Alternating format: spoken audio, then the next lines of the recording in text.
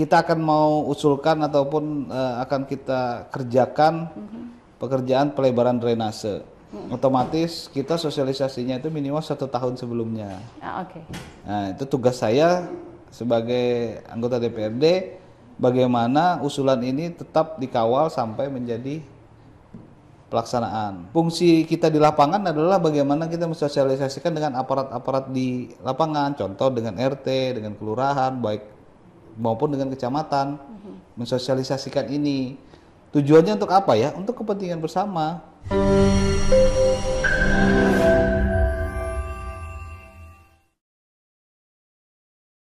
Pemilu 2024 tentunya menjadi momentum bagi publik untuk mendapatkan para calon-calon wakil rakyat yang lebih berkualitas, lebih dipercaya oleh masyarakat dan juga lebih baik pastinya.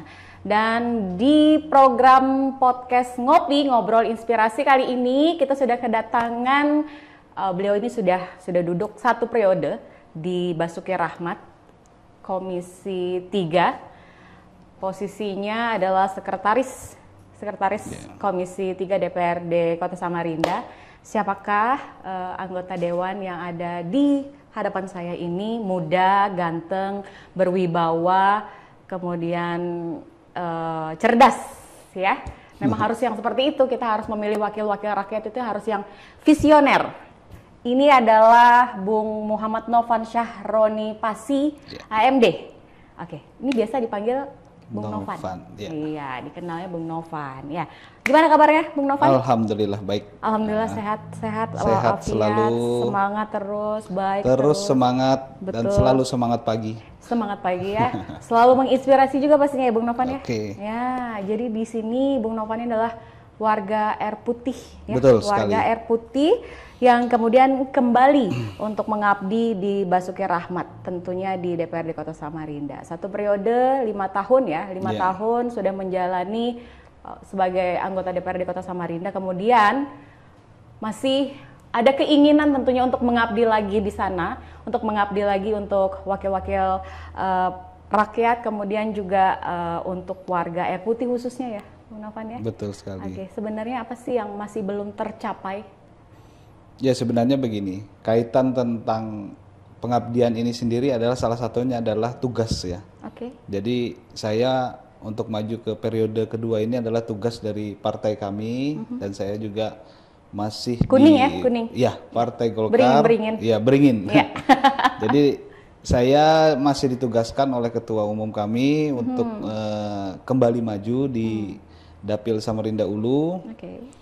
Jadi memang berkaitan tentang hal-hal yang seperti Mbak katakan tadi, memang dari 7 anggota DPRD Kota Samarinda Dapil 4 atau Dapil Samarinda Ulu itu hanya saya, salah satunya yang berdomisili maupun yang memang asli di Kelurahan Air Putih. Oh, oke. Ya, seperti itu. Jadi memang kalau yang lain itu yang ya ini di kelurahan lain kan kita di Samarinda Ulu itu ada 8 kelurahan. Salah satunya di situ. Jadi memang kalau berkaitan tentang kondisi harapan kedepannya itu memang masih banyak PR kita. Oke. Bukan hanya. Jadi masih belum ada yang belum satu-satu ini benar-benar selesai. Kalau gitu yang ya? dikatakan selesai, memang hari ini yang masih menjadi PR utama adalah kaitan tentang pengentasan banjir. Oke. Karena kalau kita lihat di daerah Jalan Pangeran Suryanata itu apabila terjadi hujan deras masih airnya tidak melalui drainase tapi melalui jalan raya. Betul. Nah, itu yang akhirnya menyebabkan kemacetan. Betul sekali. Jadi memang itulah salah satu PR utama. Tapi kalau dari segmen lain, dari pembangunan jalan dan lain-lain, ya alhamdulillah sudah hampir di atas 50% sudah terselesaikan. Karena memang wilayah Samarinda Ulu ini khususnya di daerah daerah Kelurahan Air Putih itu kalau dari pembangunan jalan dari segmen-segmen yang sudah di-cover, baik itu dari pemerintah kota maupun dari aspirasi kita, sudah hampir 80% sudah tercapai semua. Seperti itu. Oke, jadi memang masih ada lah ya rasa pengabdian untuk Kelurahan Air Putih ini. Betul ya, sekali. Bung Novan ya, karena memang sebagai warga asli di sini, memang benar-benar harus memberikan yang terbaik untuk Kelurahan Air Putih gitu ya. Iya. Oke. Tapi kita juga pengen tahu, dulunya sebelum menjadi anggota dewan itu aktif berpartai, aktif berorganisasi. Jadi sebenarnya begini, kalau bicara organisasi, saya itu lebih cenderung itu ikut organisasi di lingkungan masyarakat. Oke. Jadi kalau kita bicara kaitan tentang dari sejarah, saya lebih cenderung itu dulu ikut di LPM, Oh. seperti itu. Dan juga memang kalau berkaitan dengan organisasi politik, memang saya masuk politik ini mulai hanya dari tahun 2018. 1 tahun kemudian akhirnya maju. Ya, itu pun juga karena memang diminta untuk maju. Karena kebetulan kan saudara kami, Pak Nidia dan Pak Haji Rudi Masud kan satu sekolah. Oh. Nah, jadi beliaulah yang mengajak saya bersama Pak Nidia untuk maju. Sama-sama punya cerita di sekolah, kemudian sama-sama ketemu lagi di Iya, parpol betul, gitu iya, ya. betul Dan sama-sama punya satu tujuan untuk Betul menjadi sekali. wakil rakyat ya. Iya. Masing-masing ada yang di DPR RI, di Iya. DPRD Kaltim, Iya, DPRD Kota Samarinda. Dan alhamdulillah semuanya terpilih. Oke, luar biasa kerennya. Ini menginspirasi loh. Segmen pertama aja sudah sangat menginspirasi ya pastinya ya. Dan kita lihat juga kan sekarang ini di 2024 banyak wajah-wajah baru ya. Betul Bung sekali. Novan ya. Kalau kita melihat juga mungkin ya jauh lebih muda gitu ya. Kemudian juga masih ada yang masih duduk kemudian maju lagi juga seperti Bung Novan gitu. Untuk yang di periode kedua ini optimis. Insya Allah. Optimis. Karena kita melihat bagaimana sebenarnya Karena kan para caleg-caleg yang lain dari Golkar juga banyak banget tuh. betul sekali. Jadi memang hari ini sudah masa pergeseran ya. Kalau dikatakan masa pergeseran itu adalah jenjang usia yang dari 30 menjelang antara 30 sampai 40 ini adalah masa-masanya. Seperti yang dikatakan Gibran ini sudah generasi emasnya. Betul.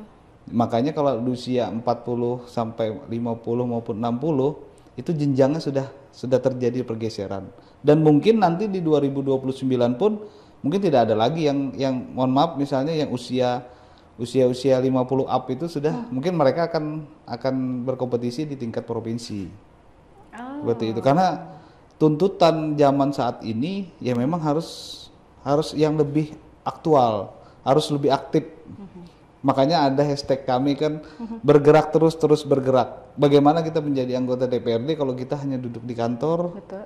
atau sibuk Terus dengan pada saat rapat paripurna hanya sibuk dengan main handphone, ya kemudian juga ada yang tidur, bener nggak tuh gitu? Ya? kalau tidur tuh mungkin tidak juga lah ya. Mungkin dia lelah kayaknya Iya, ya. seperti itu. Sebenarnya kalau kita melihat yang dikatakan seperti di DPR RI ya, Iya. kalau mungkin melihat dari kamera, sebenarnya begini, kita kalau di DPRD ini kalau waktu kerjanya itu sebenarnya 24 jam.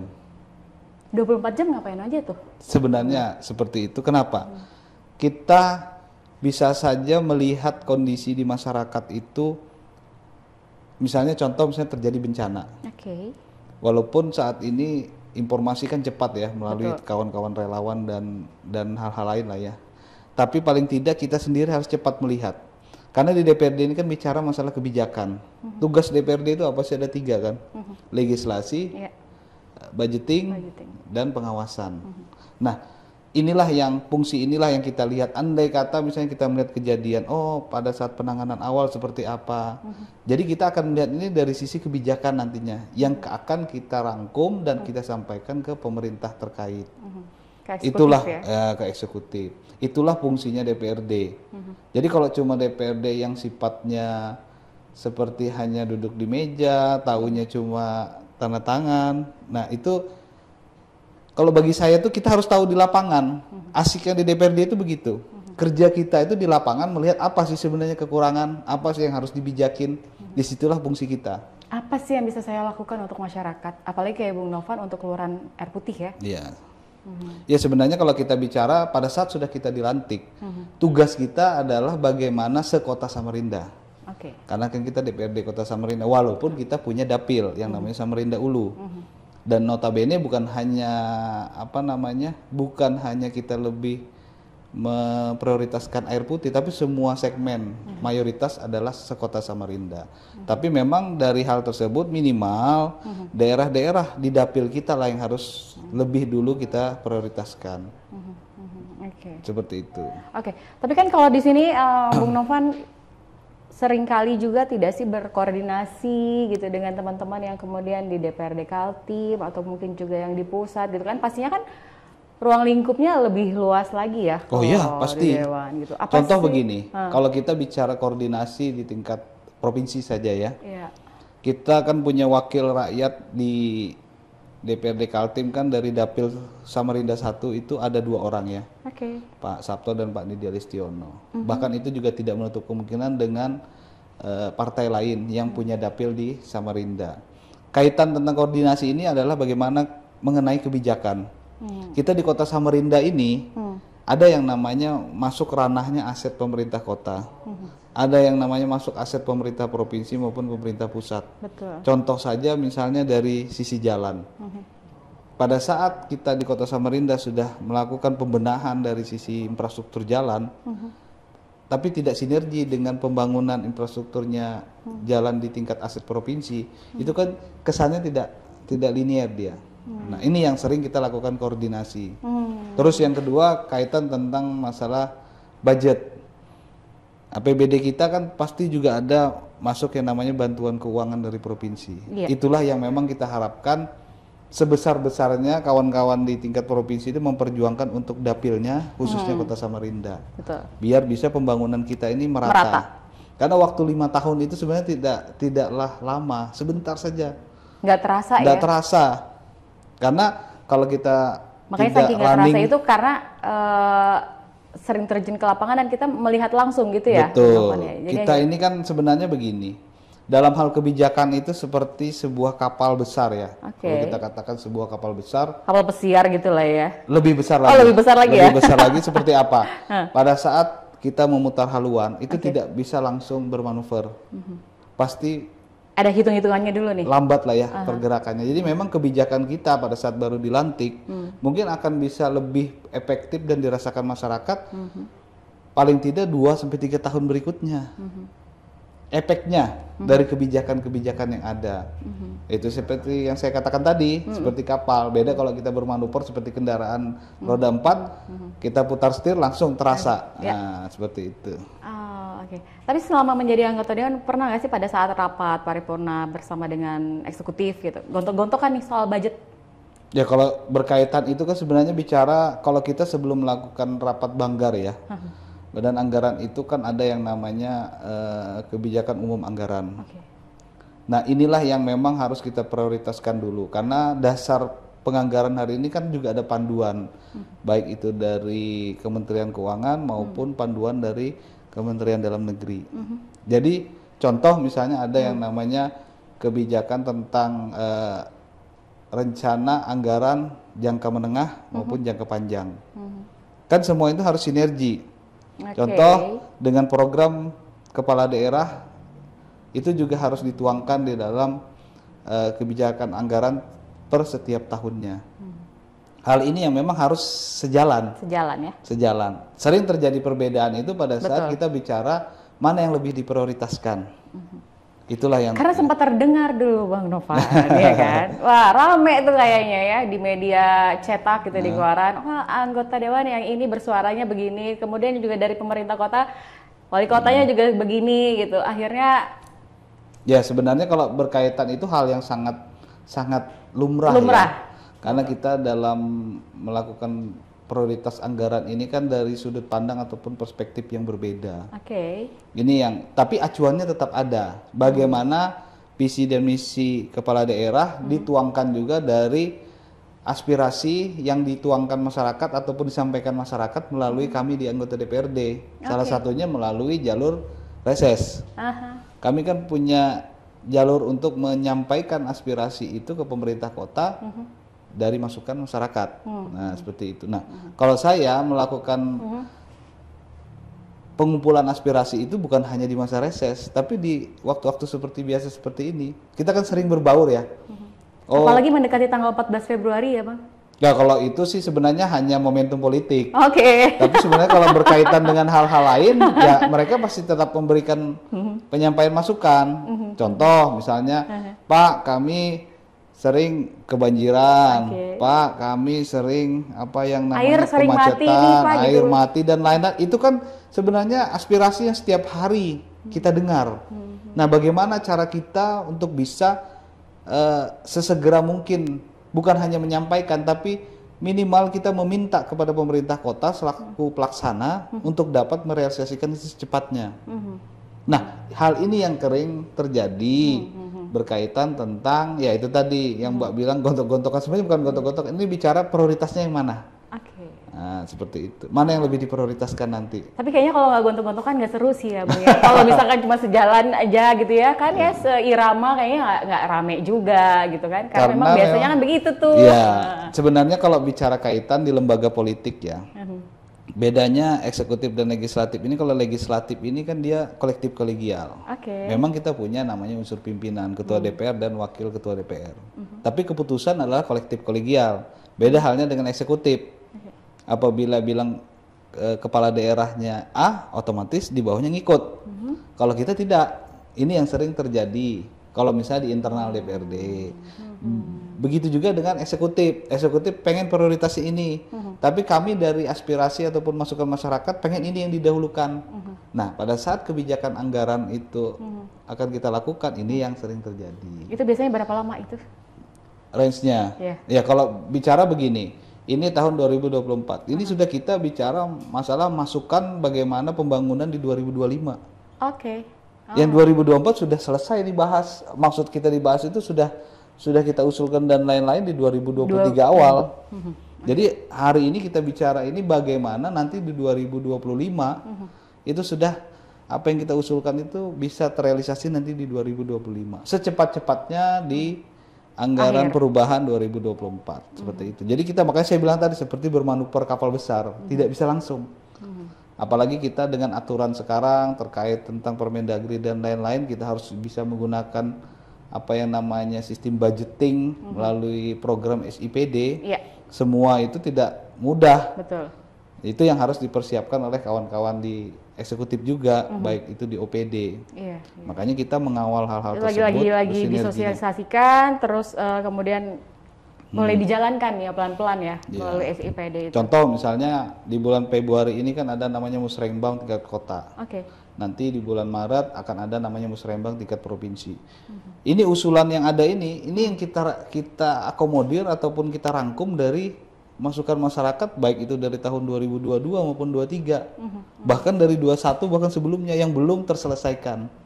Ini dulu. Jadi dikejar lah ya target itu ya, target yang belum selesai. Oke, dari tadi sebenarnya saya sudah diingatkan tinggal 1 menit, tapi karena memang asik pembahasan itu, jadi saya lupa yang 1 menit itu tadi. Oke, nanti kita lanjutkan lagi ya, Bung Novan.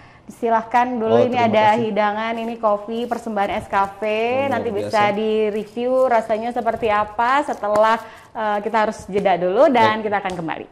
Terima kasih.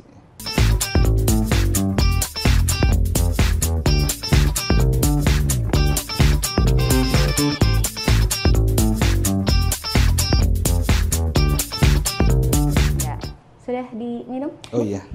Gimana? Ini luar biasa rasanya nih. Escafe. Saya belum lagi ya di luar ini biasa ya. Nih. Panas-panas kemudian ditemanin minuman enak, betul. Jadi tambah betah nih. Iya, ini luar biasa loh memang Om Sukri ya. Kayaknya 1 jam kurang gitu ya. Tapi jadwalnya anggota dewan kan padat ya. Jadi kita juga nggak bisa mengganggu kegiatan di luar dari itu ya, Bung Novan. Nah, segmen 1 ini emang pembicaraannya berat banget ya. Kita bicaranya tentang kebijakan, terus juga fungsi anggota dewan itu apa sih di DPRD itu ya kan. Terus juga kita pengen tahu sebenarnya respon dari warga atau dapilnya Bang Novan sendiri selama menjadi anggota DPRD Kota Samarinda 1 periode ini. Ya, alhamdulillah sih. Kalau kita melihat dari dulunya kita tidak dikenal ya, maksudnya tidak dikenal itu dalam artian kita hanya dikenal oleh lingkup kawan-kawan dan masyarakat sekitar. Dengan kita sudah menjalani hampir 5 tahun ini, ya alhamdulillah, ya masyarakat jauh lebih mengenal. Tinggal bagaimana, apakah yang sudah kita lakukan saat ini bisa diterima masyarakat apa tidak. Tapi berdasarkan survei dari pihak-pihak yang memang memiliki kompetensi untuk melakukan itu, ya alhamdulillah kita cukup diterima oleh masyarakat. Karena menjalankan amanah rakyat ini kan susah-susah gampang sebenarnya. Betul sekali. Kalau bukan dari niat yang tulus dan ikhlas memang untuk menjalankan amanah dari rakyat yang memang kemudian sudah memilih, ini pastinya begitu ketika duduk akan mengecewakan kalau itu tidak disertai dengan niat yang tulus tadi ya kan ya Bung Novan ya.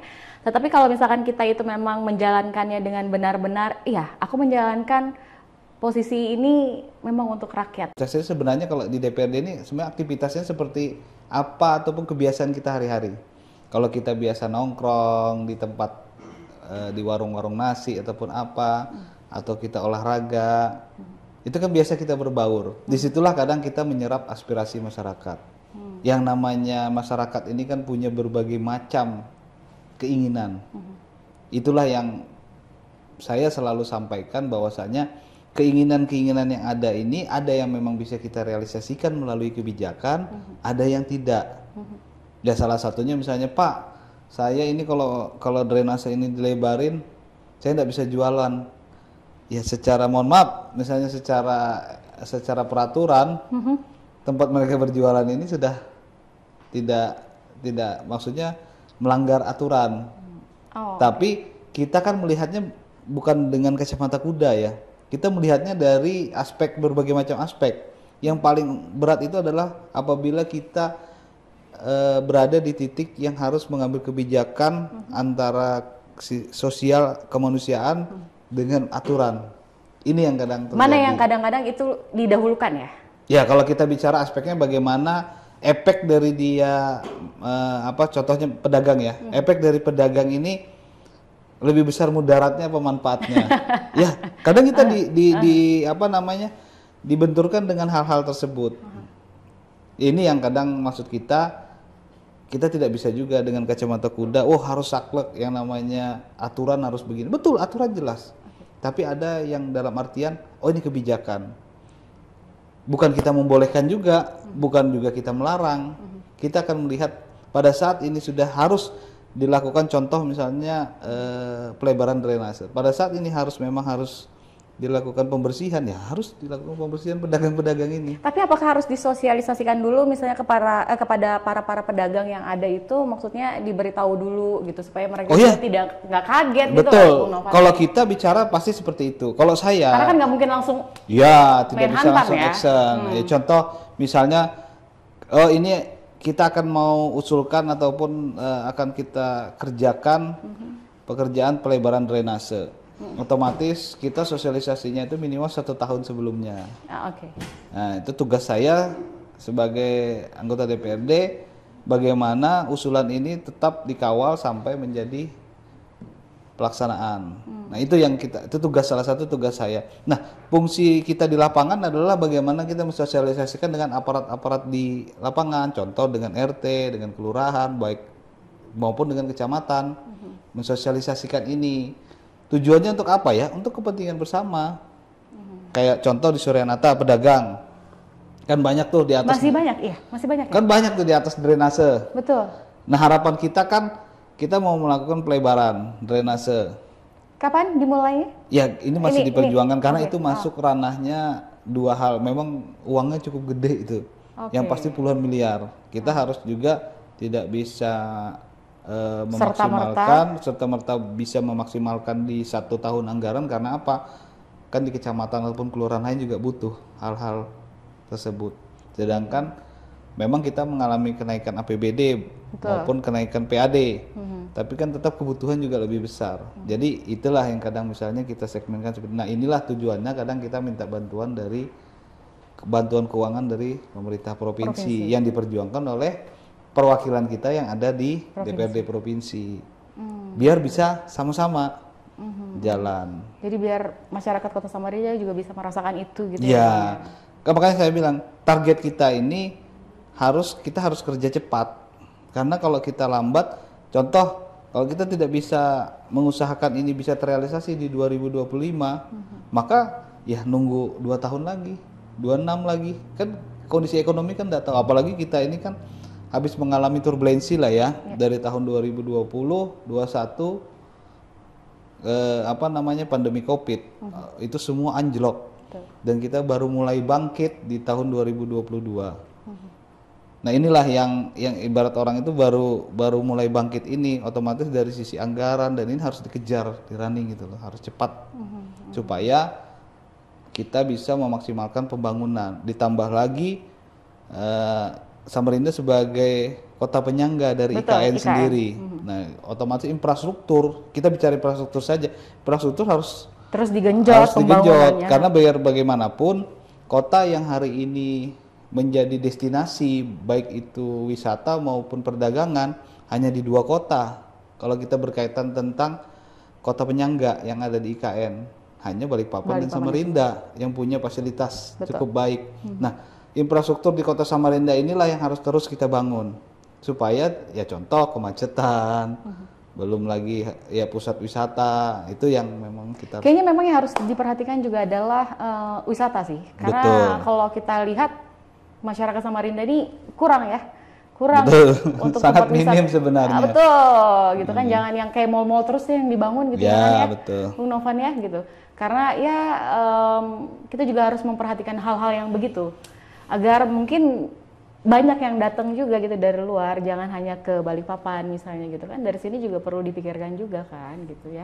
Dan itu juga PR untuk anggota dewan selanjutnya gitu, di 2024 itu. Ya, memang salah satu terobosannya sih yang dengan pemerintah kota adalah teras Samarinda ya.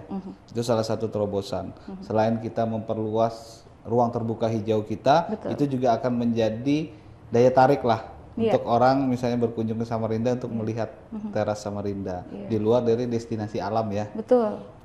Kalau kaitan tentang mal-mal ya hari ini ya memang karena kebutuhan masyarakat juga cukup tinggi dan memang investasi juga cukup baik di kota Samarinda, itulah adanya pusat perbelanjaan seperti mal tersebut. Oke. Nah, kalau kita bicara tentang 14 Februari 2024, ini hanya tinggal menghitung berapa? Menghitung hari 10 hari? 11? Tidak sampai. Nggak sampai ya? Minggu depan sudah pencoblosan. 7 hari ya? 6 hari. 6 hari lagi? Betul. Wow! Aduh, gimana perasaannya, Bung Novan? 6 hari lagi loh ini. Gimana? Ya kalau saya sih deg-degan nggak sih? Bukan lagi deg-degan, kayaknya jantung masih aman nggak jantung? Ya kalau kita melihat itu sebenarnya begini.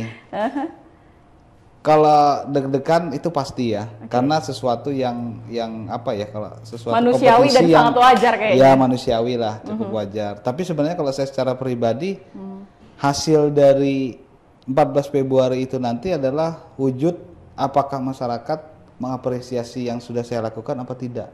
Jadi saya ya bicaranya nothing tulus saja. Kalau mereka tidak memberikan saya amanah ataupun tidak ini ya, berarti kan mungkin ada yang menurut mereka lebih baik. Tapi seperti itu. Tapi kalau insya Allah dengan kondisi saat ini ya, kalau saya bicara hari ini adalah bukan kompetisi yang apa ya, kita melihat aja masyarakat ini percaya saya apa tidak masih. Itu saja tolak ukurnya. Kalau mereka masih percaya dengan kinerja yang sudah saya lakukan, maka mereka akan memberikan hak suaranya. Tapi kalau tidak ya mereka akan mencoba yang baru. Karena kebetulan di partai kami yang incumbent cuma saya di Dapil 4. Ya kan seperti itu. Yang lain kan belum pernah menjadi anggota DPRD. Nah mungkin ya bisa saja masyarakat ingin seperti itu. Kalau saya sih silahkan saja. Tapi memang hari ini dengan respon di masyarakat, ya kalau kita lihat secara kasat mata, ya cukup positif. Itu. Artinya masih ada nilai plus untuk Bung Novan selama menjadi anggota DPRD Kota Samarinda 1 periode ini ya. Betul. Jadi mudah-mudahan sih di 2024 ini Bung Novan optimis gitu ya. Kita harus optimis dan yakin menang gitu ya Bung Novan. Dan saya pun sebenarnya juga hari ini selain menjalani kalau kita katakan kompetisi politik, saya juga terus menjalankan program karena kan jabatan kita kan masih ada di tahun ini kan. Ya, betul. Sampai di akhir tahun jabatan kita. Jadi saya juga fokus dengan program-program yang akan bisa kita realisasikan di akhir tahun nanti. Jadi juga bukan hanya terfokus dengan kompetisi politik, tapi ya tugas kita sebagai saat ini sebagai anggota DPRD juga harus tetap jalan. Itu. Jadi ya makanya saya bilang nothing tulus saja, kita kerja aja. Jadi dua-duanya jalan. Kompetisi politik jalan, posisi sebagai anggota DPRD, Sekretaris Komisi 3 DPRD Kota Samarinda juga masih tetap Betul terus berjalan sekali, gitu ya. Yang penting tetap terus memberikan yang terbaik Ya, untuk itulah. masyarakat Kota Samarinda. Mudah-mudahan apa yang kita berikan, sebenarnya bukan saya berikan ya. Ini adalah wujud saya ini sebagai jembatan saja. Oke. Jembatan apa? Kan salah satu fungsi kita DPRD ini adalah jembatan masyarakat ke pemerintah. Itulah, saya hanya penyambung lidah sebenarnya, dan hanya setelah itu. Jadi kota penyangga juga nggak gitu ya? Jembatan penyangga. Jadi apa yang sudah diinikan, inilah yang kita perjuangkan seperti itu. Jadi semua juga bukan hanya di saya, semua elemen juga turut berjuang di pemerintah kota pun juga saat ini juga berjuang melalui OPD-OPD-nya bagaimana ya Samarinda ini lebih baik lagi. Seperti itu. Harus maju dan modern ya. Betul sekali. Didukung dengan sumber daya manusia juga yang berkualitas. Nah, itu yang pastinya. memang juga harus ditingkatkan. Oke, kita harus jeda lagi biar gitu. Kalau gitu saya normal. minum lagi. Ya boleh dong minum lagi ya. Nanti Enak kita kembali lagi nanti setelah usai jeda berikut.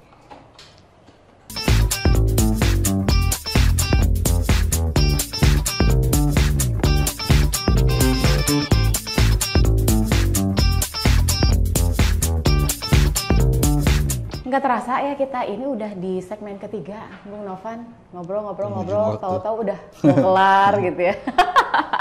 Tapi memang gitu, podcast memang kita nggak bisa lama-lama ya kan. Tapi yang terpenting di segmen ketiga ini dengan waktu ya 5 menit kurang lebih gitu.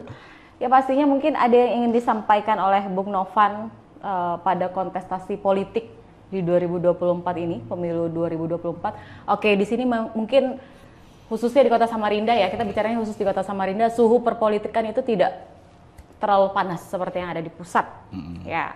Tapi di sini mungkin ya adalah percikan-percikannya sedikit, betul sekali. ya kan. Apalagi dengan banyaknya caleg-caleg nih, khususnya caleg ya, caleg-caleg muda yang kemudian juga ikut berkompetisi di dunia politik ini di pemilu 2024 ini, tepatnya di tanggal 14 Februari 2024. Mungkin ini ada rasa kekhawatiran lah ya, kekhawatiran, kemudian juga, aduh gimana ya ini gitu. Terus kemudian juga keinginan untuk menang pasti gitu, apalagi sudah menjabat satu periode seperti Bung Novan, kemudian ingin maju lagi ya kan, karena memang masih belum ada yang terselesaikan atas pengabdian itu, amanah rakyat yang diberikan kepada Bung Novan. Boleh? Ya, jadi harapan saya selaku pribadi maupun anggota DPRD, ya kita hari ini adalah alhamdulillah lah suhu politik kita tidak seperti di 2019 ya. Oke. Tidak terlalu hot, walaupun tetap ada seperti dikatakan tadi percikan-percikan. Tapi itu adalah hal yang cukup dinamis lah yang terjadi. Memang dinamis tapi bukan dinasti. Iya, betul. Jadi memang hal ini yang memang menjadi apa yang kita katakan tadi, mudah-mudahan masyarakat kan sekarang jauh punya pengetahuan lah tentang bagaimana politik. Edukasi politik ini ternyata cukup penting di masyarakat. Oke. Jadi cara menyikapi tentang isu-isu maupun pemberitaan yang saat ini terjadi, mereka juga jauh lebih bijak menyikapinya. Dan itu menjadi wujud bagaimana Kota Samarinda sendiri menjadi kota yang memang cukup tenang lah dalam menghadapi kontestasi politik khususnya di tanggal 14 nanti. Betul. Ya harapan kita pilihlah pemimpin ataupun wakil yang memang cocok di hatinya.